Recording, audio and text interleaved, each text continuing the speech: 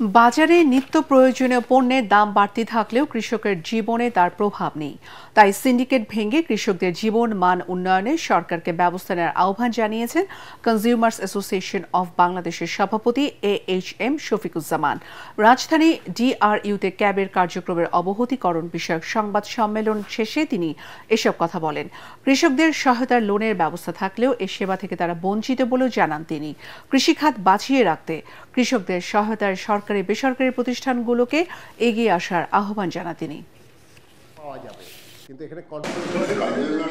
সরকারকে বিরোধিতা করা নয়, সরকারকে আমরা দেখিয়ে দেব এই বিষয়ে এই আইনের বিষয়গুলো আছে, অতএব এই আইনটা প্রয়োগ করা দরকার যেখানে শিথিলতা আছে। আমরা আমাদের উপজেলা জেলা কমিটিগুলো অ্যাক্টিভ করছি এবং আপনারা দেখবেন যে 1 বছর পরে নিশ্চয়ই আমরা সেই জায়গায় এখন যে অবস্থা আছে তার থেকে আরো প্রান্তিক মানুষের কাছে পৌঁছাতে পারবো।